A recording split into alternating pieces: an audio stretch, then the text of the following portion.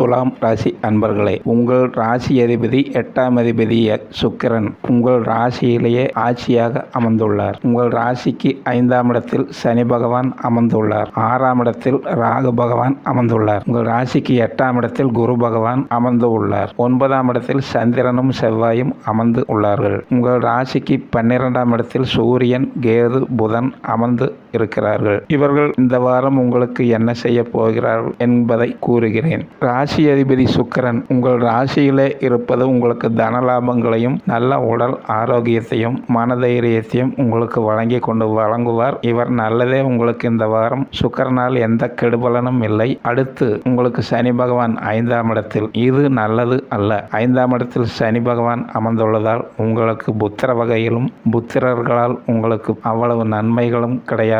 சனி 5ஆம் இடத்தில் இருப்பது நல்ல பலன் அளிக்காது. இது பல விரயங்களையும் கஷ்டங்களையும் இவர் தருவார். 6ஆம் இடத்தில் ராகு அமர்ந்துள்ளார். 6ஆம் இட ராகு உங்களுக்கு நல்லதே செய்வார். இவர் 6இல் ராகு இருப்பது நல்லதுதான். இவர் லட்சுமி கடாட்சத்தையும் தெய்வ பலத்தையும் உங்களுக்கு தைரியத்தையும் வழங்குவார். 6ஆம் இடம் உங்களுக்கு கடன், நோய், எதிரி தொல்லைகள் இவைகள் இல்லாமல் இவர் பார்த்து கொள்ளுவார். உங்கள் ராசிக்கு 8ஆம் இடத்தில் குரு பகவான் அமர்ந்துள்ளார். 8இல் குரு இருப்பது அவ்வளவு நன்மை இல்லை. உங்கள் மன பயத்தையும் கஷ்டங்களையும் உங்களுக்கு சிறிது அதிகமாகவே தருவார். குரு பகவான் 8ஆம் இடம் இருக்கக்கூடாது. இருந்தாலும் உங்களுக்கு ஒரு உடல் பிரச்சனை இந்த மாதிரி தொந்தரவுகள் எல்லாம் அதிகம் குரு தரமாட்டார். குரு பகவான் 8ஆம் இடம் நல்ல பலன் இல்லை. அடுத்து 9ஆம் இடத்தில் சந்திரனும் செவ்வாயும் அமர்ந்துள்ளார்கள். 9இல் சந்திரன் இருப்பது உங்களுக்கு சில காரிய தடைகளையும் சில பிரச்சனைகளையும் உங்களுக்கு அவ்வளவு 9இல் சந்திரன் அதிக காரிய தடை, எந்த காரியத்துக்கு போனாலும் அதை நடக்க விட மாட்டார். இவர் 10ஆம் இடம் செல்கிறார். 11ஆம் இடத்திலும் சந்திரன் இந்த வாரம் உங்களுக்கு சஞ்சாரம் செய்கிறார். 10ஆம் இடம் 11ஆம் இடம் உங்களுக்கு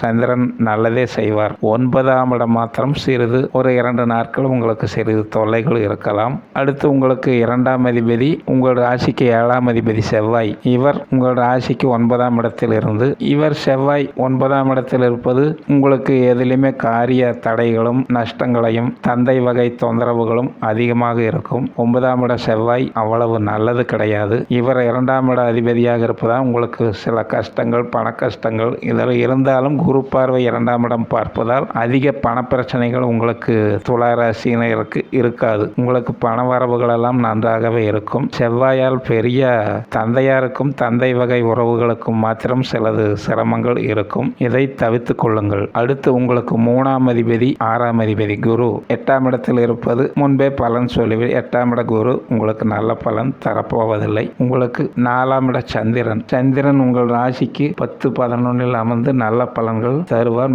இந்த வாரம் உங்களுக்கு சந்திரனால் பெரிய கெடுதல் அதிகம் கிடையாது. ஓரளவுக்கு சந்திரன் உங்களுக்கு நல்ல பலன்களையே தந்து கொண்டிருப்பார். 11ஆம் அதிபதி சூரியன் 12இல் மறைந்துள்ளார். இவர் உங்களுக்கு சில விரயங்களையும் தூக்கமின்மை இந்த மாதிரி தொந்தரவுகள் இருக்கலாம். குரு பார்வை உள்ளதால் சூரியனை குரு பார்ப்பதால் இந்த 12ஆம் இட பலன் உங்களை பெரிதளவில் பாதிக்காது. சூரியனால் உங்களுக்கு பெரிய தொந்தரவுகள் இல்லை. சூரியன் ஓரளவுக்கு குரு பார்வையால் நீங்கள் சமாளித்துக் கொள்வீர்கள். உங்கள் தந்தையாரால் இருக்கும் தொந்தரவும் இது தந்தைக்குள்ள தொந்தரவையும் குரு பகவான் சூரியனை பார்ப்பதால் தந்தையினுடைய பிரச்சனைகளும் சிறிது கஷ்டங்கள் நஷ்டங்கள் எல்லாம் சமாளித்துக் கொள்ளலாம். அடுத்து உங்களுக்கு புதன் உங்களுக்கு 9ஆம் அதிபதி 12ஆம் அதிபதி புதன் 9ஆம் அதிபதி புதன் உங்களுக்கு நல்ல லாபங்களையும் புதன் ஆட்சி உச்சமாக இருப்பதால் ஒரு சுகஸ்தானத்தில் 9ஆம் இடத்தில் 9ஆம் இட அதிபதியாக இருப்பதால் உங்களுக்கு சில நன்மைகள் இவர் தருகிறார். கேது பகவான் உடன் இருப்பதால் 12இல் கேது இருப்பதால் உங்களுக்கு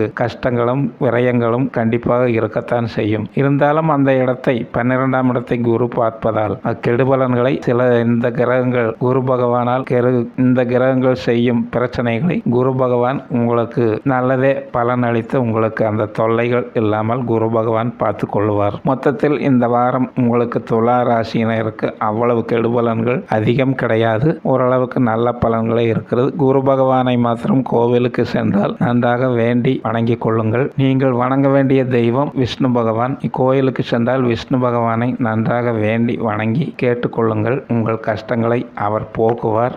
நன்றி. சுபம்.